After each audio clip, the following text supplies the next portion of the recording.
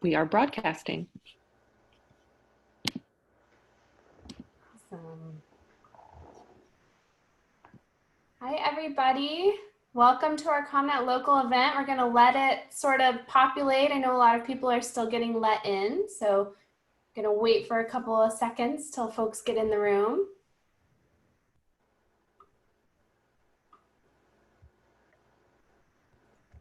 Awesome. Seeing lots of people getting let in now. This is great.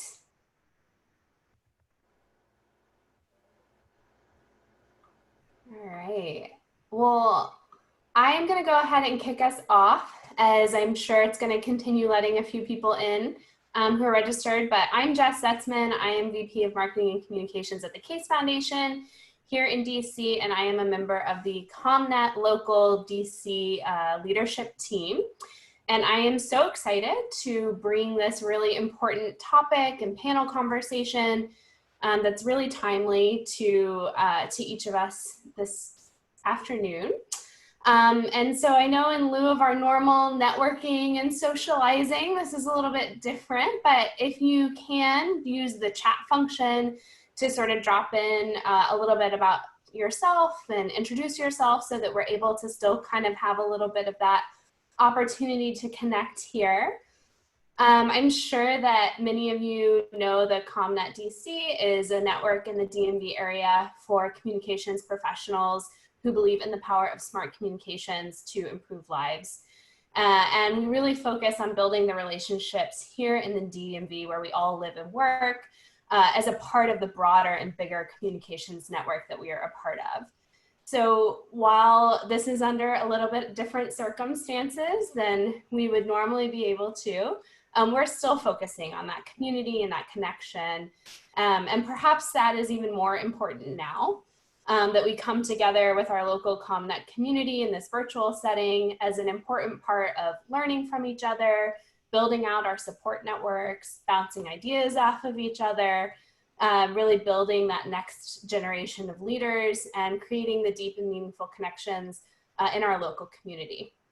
So what I'm going to do to help facilitate that is to drop in the chat box a link to sign up for the newsletter for our specific ComNet DC. I'm sure most of you probably already are on this, but if not, make sure that you sign up for it and make sure that you're able to, pass that along to other communicators that you know in the DC area who would want to be a part of ComNet Local. In addition, I'm going to drop in my email address and my fellow ComNet Local leader and a panelist today, Alex MacLennan. We will both be dropping our email addresses in there. So if you guys want to submit questions or topic ideas for future gatherings, both virtual or in person when we can get there, please feel free to email me or Alex with those. But for the foreseeable future, we're transitioning our monthly gatherings into these virtual gatherings and ensuring that our programming remains timely and helpful for the situations that we in our organizations find ourselves in right now. So with that, I am excited to introduce this awesome panel. And first, I will introduce Marjory Garrison, who will be leading our discussion today. She's the Senior Vice President at M&R, an agency that works exclusively with nonprofits and foundations to unleash the power of people to do good. Marjory leads M&R's social media practice area and lives in Los Angeles, where we might end up seeing her 3-year-old crash this Zoom party today. So don't worry, that would be awesome. Next, we have Rosa who lives right here in DC and is Oxfam America's Director of Digital Marketing and Engagement. She's responsible for stewarding constituents in their digital journey with the organization through awareness, action, and retention. She also has served as digital principal strategist for nonprofit organizations like Voto Latino, Human Rights Watch, Amnesty International USA, SEIU, and the list goes on. She's very, very qualified. And as a digital strategist, she has developed a wide range of digital advocacy, fundraising, grassroots campaigns, and solutions. And we're excited to have her expertise on the panel today. And finally is Alex MacLennan, my fellow ComNet local DC leader. who is the Senior Director for Content and Editorial at World Wildlife Fund, or WWF, where he sets the direction and tone for WWF's flagship communication properties, including their social media, website, and the award-winning World Wildlife Membership magazine. And he develops strategic storytelling and opportunities in support of the organizational goals. So prior to that, Alex served as the editorial director of Conservation International, and he holds an MFA in creative writing from American University, as well as a BA in English literature from the University of Maryland. So as I mentioned, Alex is on the ComNet leadership team, where he helps lead the monthly programming. So again, this is my plug. I will put his email and my email in the chat. So if you have any thoughts or ideas around ComNet local DC programming, please feel free to send those to us. And as you come up with questions for these great panelists, drop those into the Q&A function. That's where we'll be able to make sure that we're collecting and seeing the questions you have in there. And with that, I'll turn it over to Marjory for a great conversation.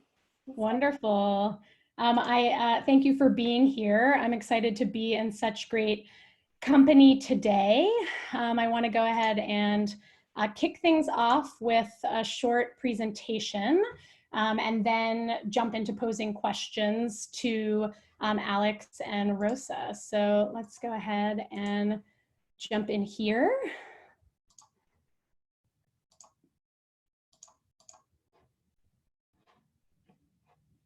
Okay, excellent. So I'm going to kick us off with just about 10 slides, and then we're going to get into the meat of things.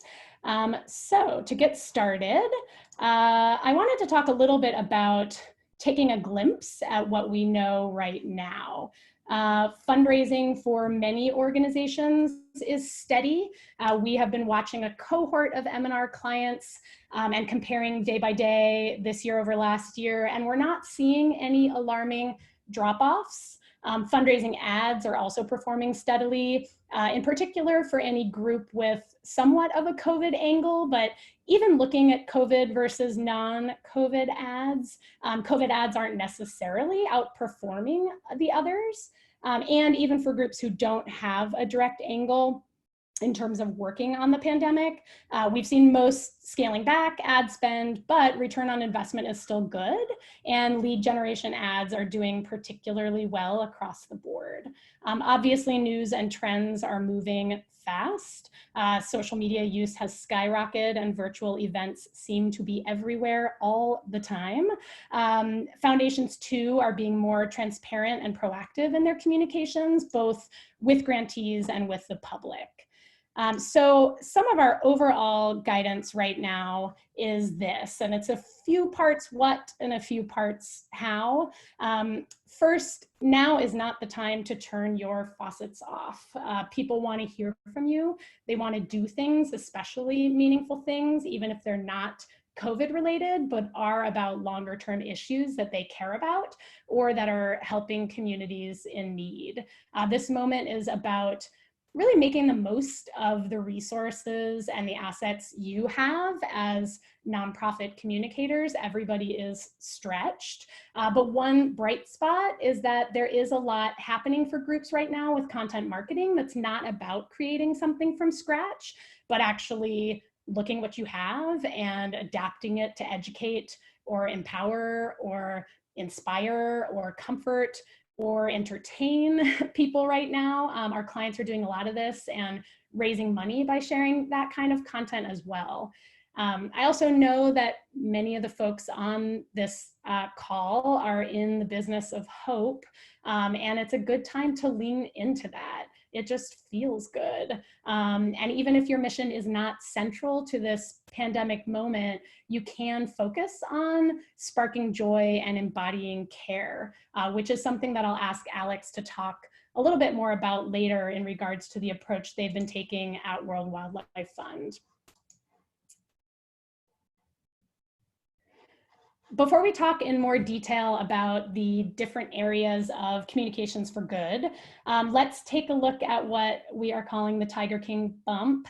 Obviously, during social distancing, Tiger King took over and was all any of us knew or could talk about early on. And for the groups that really leaned into this theme, it paid off. Obviously, this was especially true for animal groups, even those not taking any action on their part to seize on the moment. PETA, for example, I know had its highest day of web traffic on the day Tiger King came out. But I share this because I think it's a really good example of groups following the news and trends, acting on those and breaking through. Now more than ever, your communication should be about this kind of rapid response. There is, of course, some nuance here. You don't want to jump on a bandwagon without a valid reason.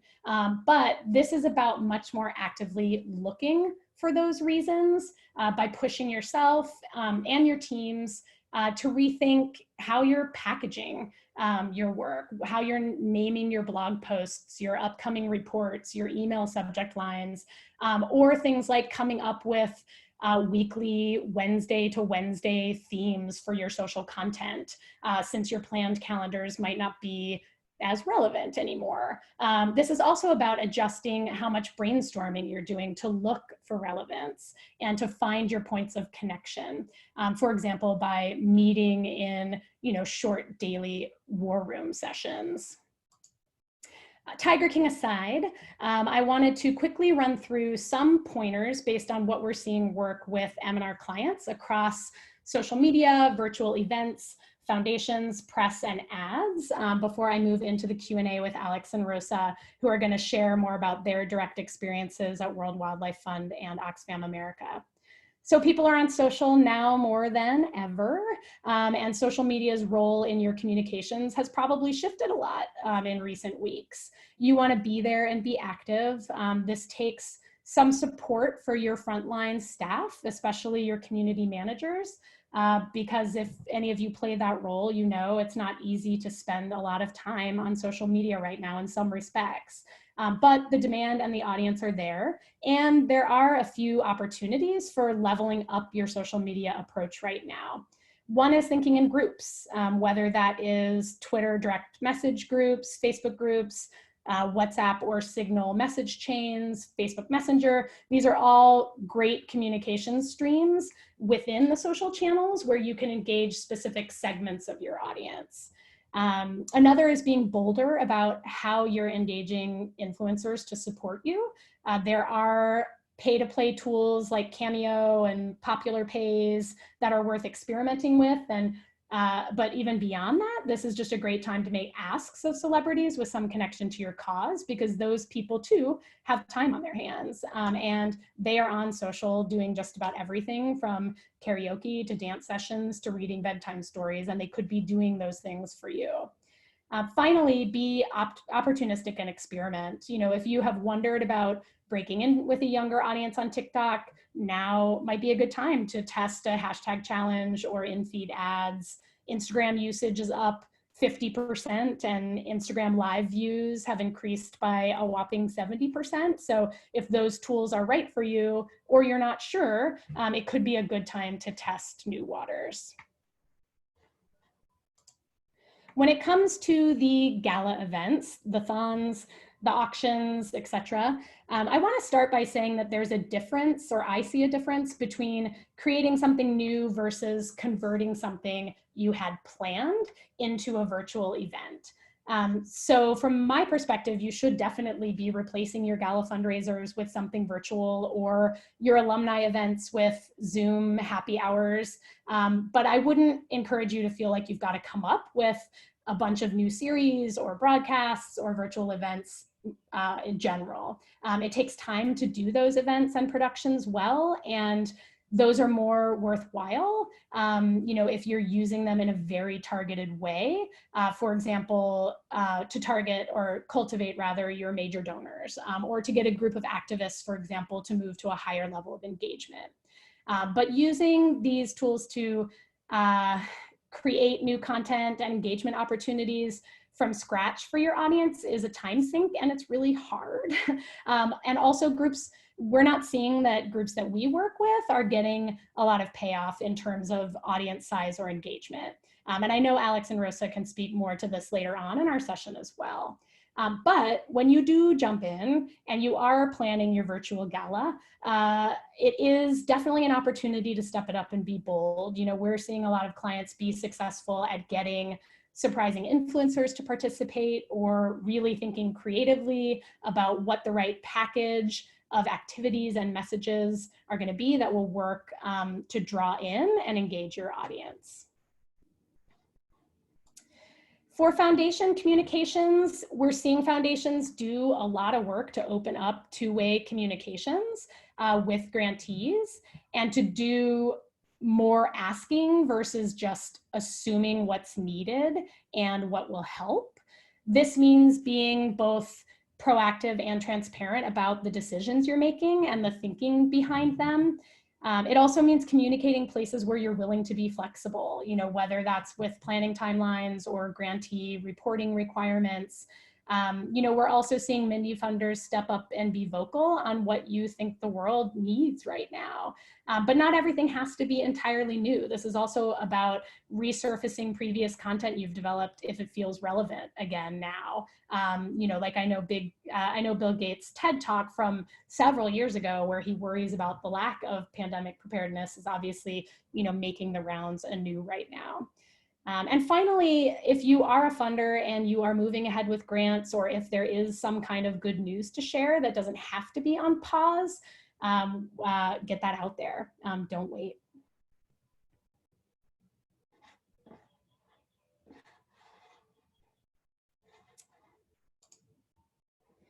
When it comes to press outreach, COVID-19 has made it harder to break into the news in an already difficult period of time. But it also presents an opportunity to lift up stories from the communities who are impacted. Right now is, again, all about following the news, and the news is changing fast. Last week, for example, was a breakout moment for global hunger that wasn't necessarily expected. And you want to try and be ready for those moments so that you can capitalize on them. There's a lot you can do from a communications perspective to prepare for whatever the news might deliver tomorrow, you know, whether that's preparing in case you need them talking points, updating your crisis protocols, refreshing your messaging. And there's also a lot you can do to prepare for the future if that's what this time is better for your organization for. You know, thinking longer term, this is about how you're cultivating reporters, for example, through press briefings, or how you're cultivating your storytellers by building out your story bank.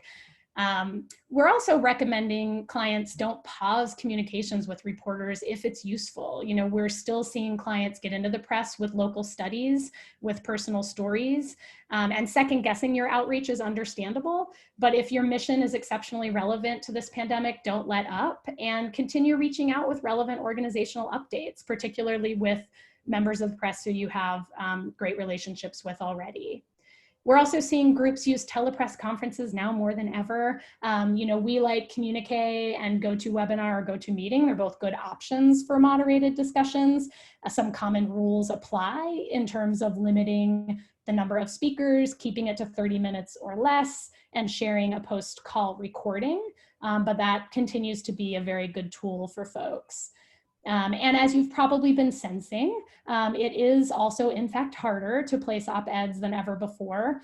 There are fewer places to pitch as outlets have shuttered, and there's just more competition as it becomes harder to place news stories in a shrinking media environment. So you might want to consider a letter to the editor instead of an op-ed, which can often accomplish the same objective. It's shorter and can be easier to pull together, and there's just more real estate for letters to the editor than op-eds day-to-day in newspapers.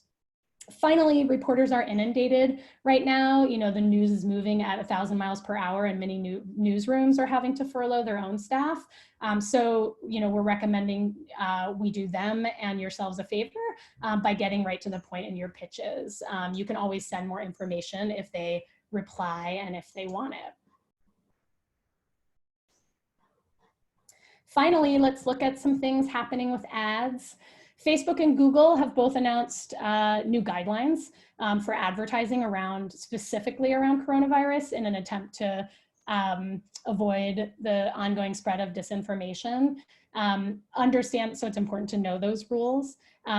Understandably, nonprofits are questioning whether it's appropriate to run ads, that are asking people to support their missions right now.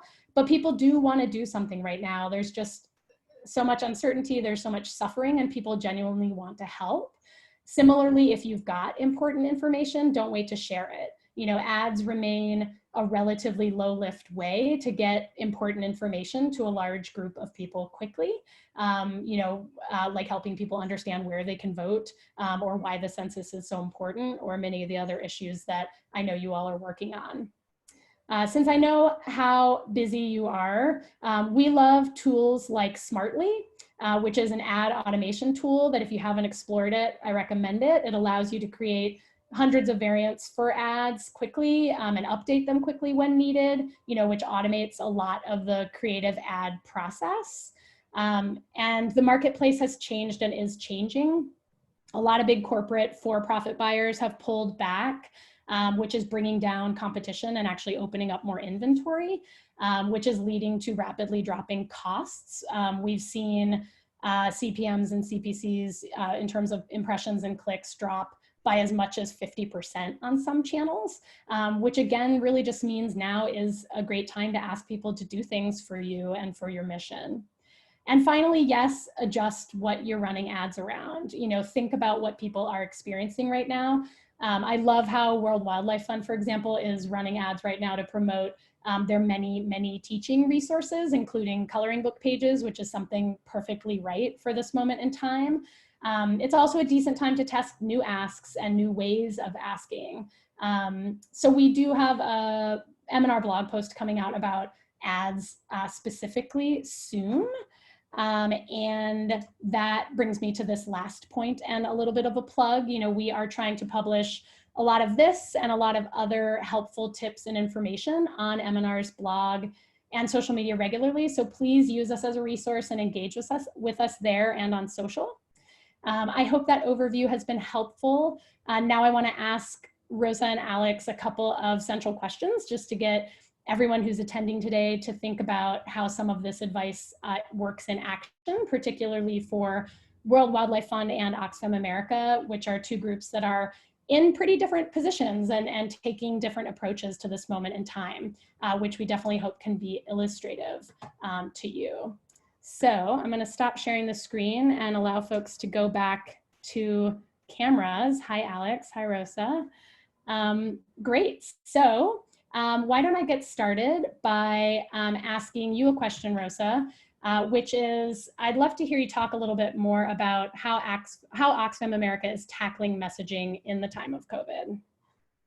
So Oxfam America has a long history of doing a lot of work around the world, providing essential hygiene kits and some other type of humanitarian help that is really clearly related to COVID-19. So we do have a direct response approach to what's going on in terms of responding to the crisis. In addition to that, we have also increased what we're doing domestically here in the US, as this just being a larger pandemic that is also impacting the US.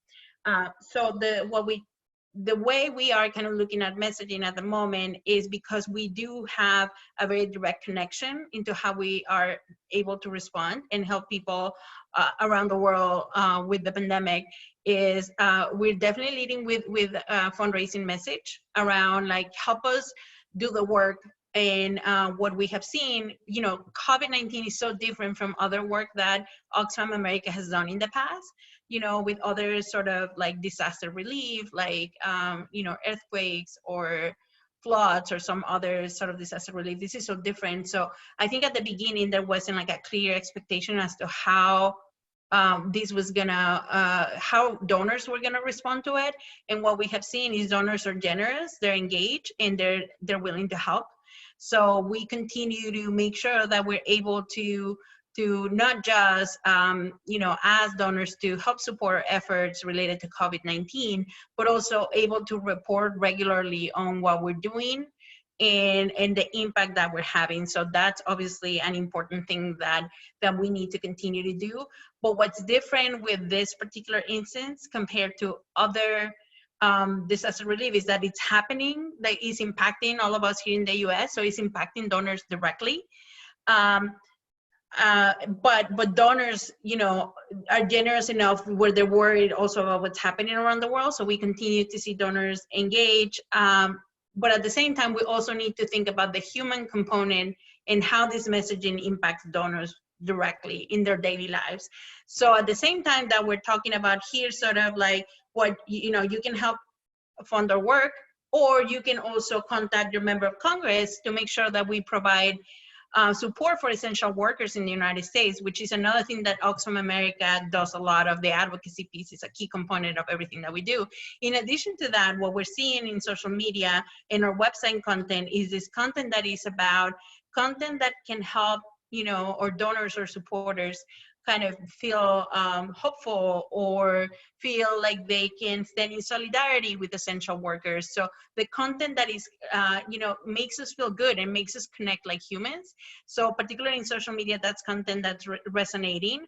And for example, one of the pieces that we're working on is how can you be a stay in, and a hashtag stay in, like activist? How can you continue to do your activism during this time? So it's content that I would consider to be more human, more personal, and that is critical because this is not just about, donating or taking action. It's also about like making sure that we are making our constituents feel better and feel hopeful in the long term, because this is a longer term response than your normal like disaster relief type of campaign. That's great. That's so helpful and such an interesting window into more of a frontline organization, in the way that Oxfam America is right now. Alex, I wonder what it's like if you're not as directly connected. I know certainly World Wildlife Fund, it has, there are implications and there are overlaps with what's going on globally right now. But because it's not, because it's a more complex and not sort of immediate connection, I'd love for you to answer a similar question about just how you're tackling messaging right now, what's working for you.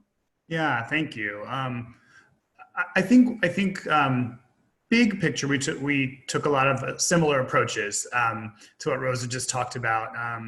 I think in the very beginning, we sort of not panicked, but we said, what is our place here?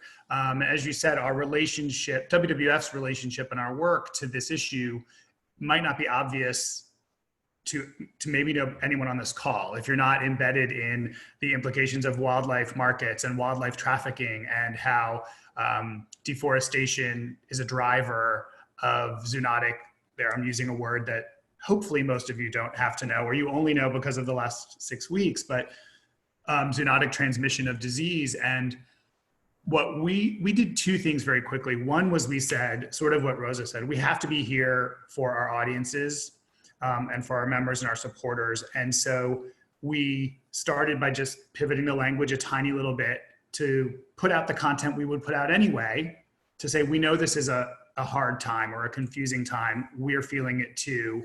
We're with you.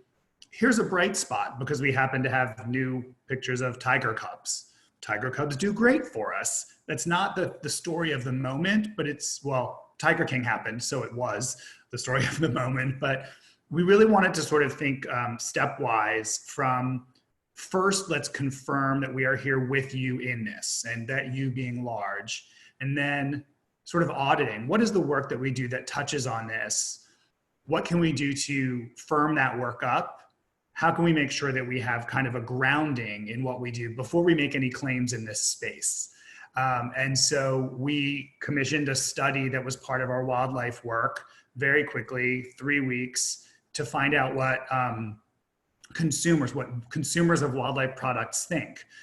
And we didn't go out with those results saying, close the markets, stop. We have this big call to action. We said, we're just going to tell you what people said. And that's kind of laying the groundwork. And then next, we're going to go to, here's our case to close the markets. And that's sort of the digital side. That's the public facing. There's a lot of behind the scenes conversations going on. The other big thing that we did, which I'm really proud of, and it took me a minute to reconcile with because it didn't feel relevant at first, was we started pushing mindfulness messages. We happen to have a forest expert who is a mindfulness expert as well. And she's done trainings for staff, and she did trainings for the world of WWF listeners. And we pushed those on social media, and we gave people moments of calm by looking at a river running or by listening to the leaves in a forest, and just saying, as you alluded to, Marjory, your news scroll, your social media news scroll is horrific right now. So what can we give you to help you feel a little bit better right now? And so it's really those two things, and we're just kind of layering, we care about you, here's some good news, there's work to do. And kind of that balance, I think, will shift over time. That's great, super helpful. I'm curious about fundraising and fundraising messaging, but also fundraising more broadly. I know a lot of nonprofits are asking questions about how much, how often, how do we approach this? Do we make the ask? Should we put everything on hold? We have clients who want to freeze all messaging, and we have others that are charging right ahead. How are your organizations reacting or adapting? And Alex, maybe we'll start with you. Yeah, so it's really been a mix. The first stage was, again, that human connection of sort of a peer-to-peer level to our foundation partners, to our biggest funders. We're talking, among friends here. So first there was this outreach to people who really impact our ability to do our work. Those were one-on-one calls. Our CEO, as well as we have a forest expert who works on health. They boned up on this stuff so we could start to put out really thoughtful, really deep messaging to people. We put a hold on, I guess, what I would call proactive directed fundraising. So we put a hold on a planned membership campaign in March, because that was going to tie to Earth Hour, which is one of our signature annual events. We rewrote the plan for Earth Hour to be mindfulness, and we put on hold a fundraising campaign because it didn't feel like the right moment. We didn't stop our ads, as you know, Marjory, that were sort of a little bit more automated, although sort of deeply analytical, because those were doing fine. We can't stop direct mail. Direct mail is a machine that sort of almost runs on a different timeline. And those have held really steady for us. We've been very lucky. We haven't seen drop-offs yet. The online marketing team did do a sort of a small test ask. We've to a smaller set of our audience than we normally would. We've started testing on our live streams, which we've beefed up a lot. There was no fundraising there. We started putting sort of like, if you want to give, like leave the donate button from Facebook, which they ask you every time. Do you want people to donate? We said no. Now we're like, maybe we'll put it on there subtly. So again, we're taking this sort of measured approach to building it back in. And we're certainly not yet fundraising around the issue, because for us that would feel opportunistic until we have a significant offering related to that we think we can stop the next pandemic through protecting nature. Then we'll ask you for money, right? When we have that offering, but we don't have that yet. Mm-hmm. So. Okay. Well, I do want to come back to talking about those live streams a little bit more, maybe next. But before we pivot there, Rosa, it would be great to hear for you and for Oxfam America, how have you been adapting and reacting when it comes to your fundraising approach? So it's been really all things COVID-19, because so many of our programs have been impacted by COVID-19 that basically we had to look at, like, here's all the programs and the things that Oxfam America wants to do to make the world a better place, and our mission, and then how so many of those really have been impacted by the pandemic. So what we're doing is, at the moment, funneling a lot of the program work that we're doing under the lens of COVID-19, which means that we're constantly covering things under that theme, but still talking about the, several other programs that we worked, on before the pandemic, because the work must continue. But the way the communities have been impacted is so large, we must continue to talk about COVID-19. Now, because there's so much we don't know and things shift all the time, is still something that we are talking about on a daily basis. We actually have a team that where we talked about what is the fundraising messaging that feels right, because I think things are still changing week by week. And so, but at the same time, I think we're at the point now when we're starting to look to, what's coming ahead, and sort of how we've been focusing our fundraising a lot around, like I said, the humanitarian work that we're doing, providing clean water, hygiene kits, in different countries. But I think, and I think asking them, we're also running ads, so we can also bring in new donors, and we've been doing a lot of lead generation focused on supermarket workers. And that's sort of the advocacy side of what Oxfam is doing, where we're also doing a lot of advocacy. So all that is happening, we're trying to combine both of them in a way that we can keep our constituents engaged in meaningful ways. But I think we're looking at, okay, this is sort of what we did because we had to respond to this so fast. So what makes sense, moving forward. So I think we're looking at, focusing more on like sustainer asks and like monthly giving. And then we're also looking at, what's coming, World Refugee Day. So let's start thinking about like how this is going to impact refugees. So I think because this is just a longer term situation, we just have to, we see the need to stop being like, so we're still doing the check-in on a weekly, day-to-day basis on our messaging, but we have to start looking ahead a little bit more.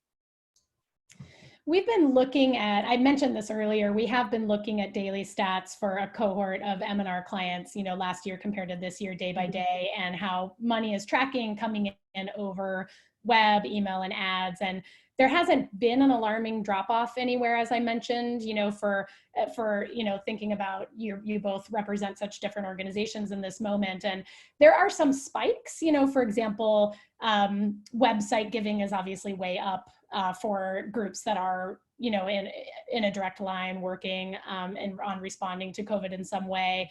And groups are, I think what groups are seeing the best results around are changes with the news cycle. For example, I know many of our international clients got a big boost last week with the news of a possible global hunger situation. A lot of environmental groups had very strong Earth Day results, and even groups who don't have a COVID angle. Some of those groups are taking, a science angle, like the importance of listening to scientists, using science to drive policy and decision making. But across the board, we just haven't seen a huge drop off. Email appeals are not getting blowback or seeing terrible performance, even if they're not, they're not, synced and on message with what's happening with the pandemic. But there are definitely a cohort of groups that we work with who don't feel their issue is relevant and are, scared to communicate the need for their cause right now. And I think we're kind of moving out of that phase, now that we're 6 or 7 weeks in. But there is a lot of opportunity, and I also think, maybe just pressure to sort of be there in new ways for your supporters. And going back, Alex, to what you mentioned around using new tools, live stream events. Can we talk a little bit about how that's working for your organizations? And I wonder if some folks on this call might be thinking about how they can evaluate whether those tools are right for them. So I'm curious if you wouldn't mind speaking to that a bit. And Alex, again, maybe we'll start with you. Sure. I think, like many of us, as Marjory, everybody goes live, go live, right? Because we're seeing that, right? I watched the Indigo Girls for an hour, and I bought all 3 of their albums 3 weeks ago because they gave me a moment of interaction. And WWF had a couple of sort of streams of streaming content. They were very small and very targeted. We have an education program, and so it was conservation in the classroom. and we would do them here or there. So we pretty quickly pulled together, and I have to give full credit to my social media lead, Bex Young, sort of sat with one of our online marketing leads and said, like, how do we put our heads together and make this a strategy in this time when we know it's so urgent? And so we've done probably 8 to 10, and we've got 8 to 10 more in the queue, and the plan is to be doing them 1 to 2 a week. Well, actually, our math is 3 every 2 weeks, which confuses me, but I call it 1 to 2 a week. And they're wonderful, and they're human, and the comments on Facebook, when you're doing them, you see the hearts and the smiles and all this, and the people who engage are deeply, deeply engaged. So that's a big win. The number of people engaged is not. We're seeing in the low hundreds at best versus, you know, we have 7 million followers, or we have 3 million on Facebook. And so we haven't kind of cracked that nut. And so I think it's still, the jury's still a little bit out about how important that is as a new content stream for us, or how we're going to make it work in a way that's more, that has more impact to a larger group. That makes a lot of sense. Rosa, I might pivot and actually ask you a different question. It's one that I had on my list to ask you, and also that just came in over the Q&A, which is really around how organizations are struggling to get content or spokespeople, especially from the field and from your program staff, and if you have creative ideas for that. I mean, I know for Oxfam America, you know, you are doing a stellar job at working on COVID and quickly getting information and stories sourced, you know, from on the ground onto your website, into your social posts, into your fundraising emails. And I wonder if there are some tricks of the trade you might be able to share with folks on this call for how that's working well for you and your teams. So, you know, Oxfam is in a situation that a lot of the international organizations is, because we get content from many sources. From the chapter, from the other Oxfams around the world. There's an Oxfam International that also produces content. So I think the challenge with that is a fire hose of content, right? So then you're just getting a lot, and you're just trying to get through everything that you're getting, the video that, this country produced, this section, and then the blog post that somebody else produced. And then we're all producing our own things as well. Like our advocacy team produces great content as well. So I think the challenge for us was that there's just too much to be able to react with messaging on any given day or week.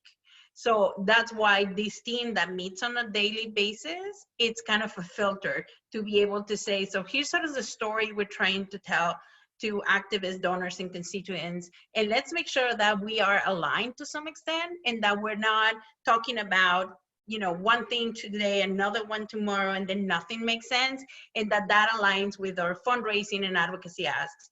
But right now, because everything is just changing so quickly, this kind of like editorial approach to what we publish on digital, and digital has, let me tell you this, so because of the nature of COVID-19, obviously a lot of this impacts digital directly in a way that it has not before.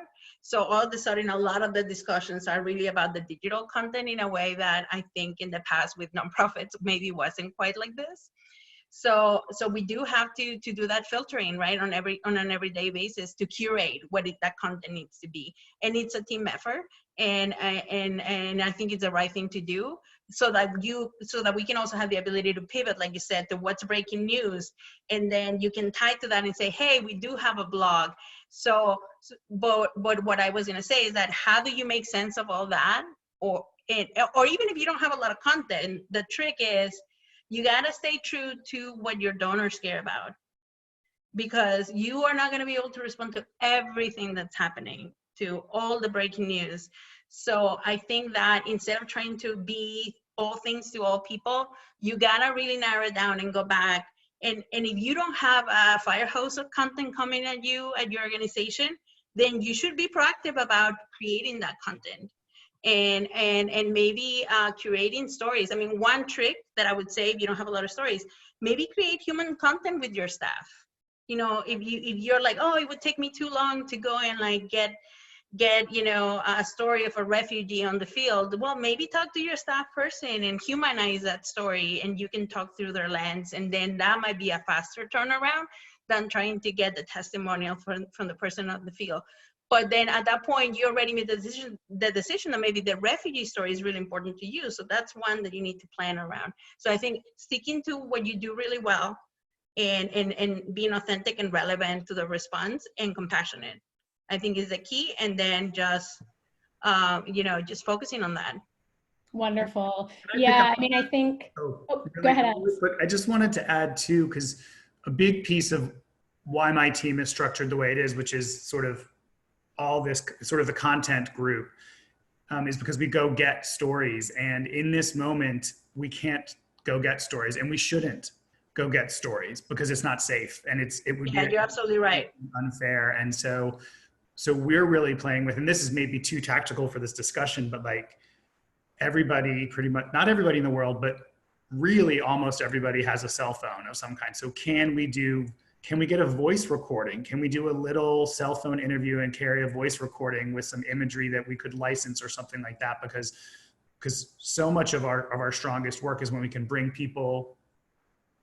people we're helping. It's weird, I know we're a wildlife organization, but bring the people we're helping to the people who are helping us do that work. And it's scary because we've done that with photography and video, and those are off the table for now. So we're really trying to figure out how to bring that level of humanity forward. I loved your idea, Rosa, about using our staff to be that level of humanity too. Our chief wildlife scientist did a talk a few weeks ago, and it was about the chickens. He has chickens in his backyard, and so he did a talk on household chickens, and it did just as well as any other one. Yeah, and if we look at what's going on around us, like if you look at a lot of commercials, there are people, you know, the brands are using people in Zooms. They're really reflecting what's going on in the world. Or like if you look at, you know, Governor Cuomo and his brother, they're just bringing this humanity to the forefront. Well, this is a question for both of you from the audience. How are your audiences reacting to these decisions you're making, you know, to your new content strategies? Has engagement on your social channels increased or decreased? You know, do you have any key learnings so far from some of the turns you've taken?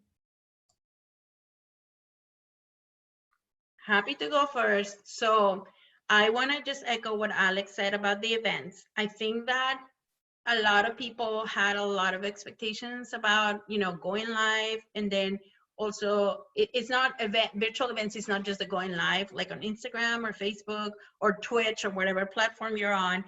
It's also like, you know, your webinars and all those kind of, you know, live events. And I think you know, that's something that we just need to continue to watch, because the numbers, you know, can be just challenging, the amount of people that are joining for the amount of effort that it takes. So that's one where it's been a little bit of a challenge for sure. And we need to continue to watch that. And then in terms of, you know, engagement in social media, like I said, or solidarity, you know, like posts that are like solidarity with like supermarket workers, and anything that has kind of a human component has worked better than some of our other posts. We did participate in, you know, an Earth Day, and we did add a COVID-19 lens to it. But, you know, again, it was anchoring a lot of these live events, like what we were doing. So the participation wasn't exactly what I would have loved to see. So I think there's something about, you know, how we really channel our energy around live events. Now, on the other hand, our email engagement is doing really well, or website traffic, you know, really we're seeing that, you know, trend of people, really much more people engaging with our website. So I think it's, you know, across the board, I think it's really positive. Yeah, I would say the same thing. We, you know, open rates are up on emails for sure. People are home.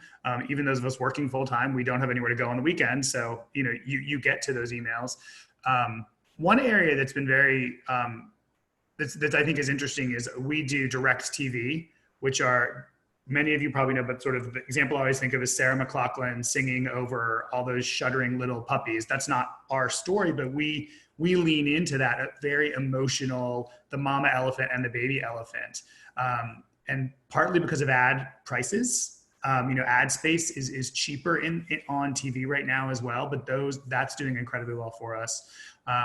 We've also gotten a lot of very sincere thank yous. And I don't have data to say if that thank you equals a donation or a membership at this moment, and it's more from existing members, but we've gotten a lot of just, this is what I needed right now. I needed to remember the world is good. And for Earth Day, this will be the last little note I'll do because I feel like I'm taking a lot of time, but for Earth Day this year, we had a big plan that was a hard-hitting climate call. It was a call to action for climate change for the 2020, which is this hugely important year for environmental commitments, all of which have now been postponed for a year. So we did a user-generated art event. It wasn't a competition. We just said, let's spend a week making art together, and we'll show you some art and you show us your art. And we had something like 12,000, submissions or hashtag, people posted to the hashtag Art for Earth. And there too, we had different audiences engaged. We had foodie audiences engaged because there's a food day for the connection between food and nature. And that's been really exciting to see the way people want to feel connected. And it was a totally different way for us to do it. And it's not the most hard hitting, but it was really meaningful to people where they are right now. Yeah. I mean, related to that, how are your organizations thinking about Giving Tuesday next week on May 5th? Are you doing any special planning related to your own outreach? Are you supporting other organizations as part of that day? I'd love to hear just a little bit about, what each of your groups have brewing. Alex, if you want to start. I was really hoping you wouldn't do that so I could quickly slack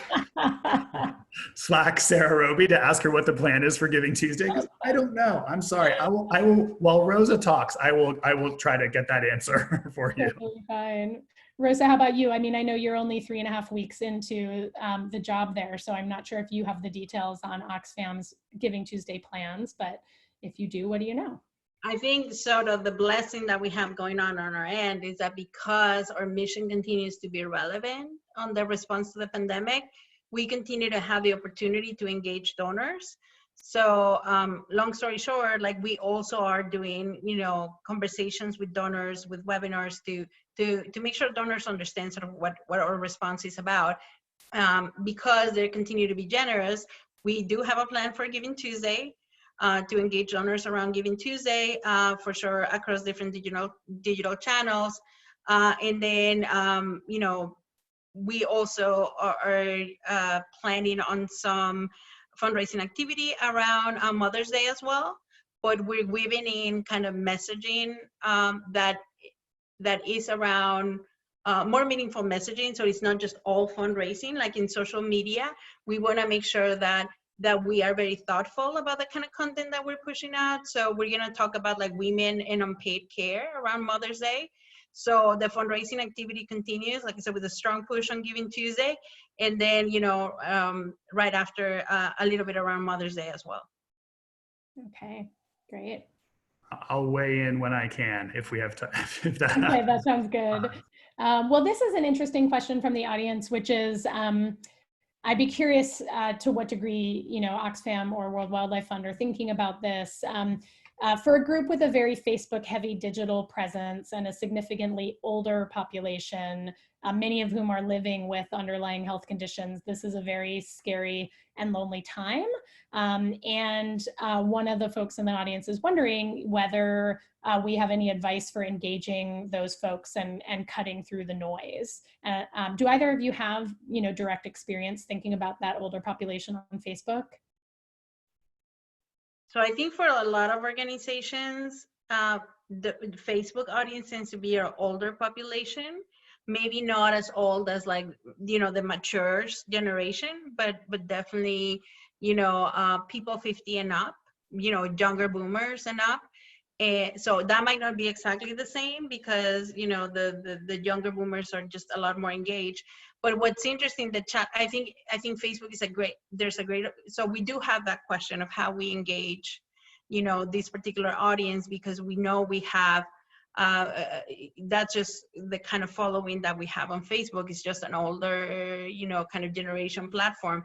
But the challenge with Facebook is that the algorithm sometimes doesn't allow you to deepen your reach with more meaningful content. So it's a little bit of experimenting between, that kind of content that is more engaging, that is more hopeful, but then also the news kind of driven content, which again, even both categories of content can be challenging in terms of breaking through organic Facebook.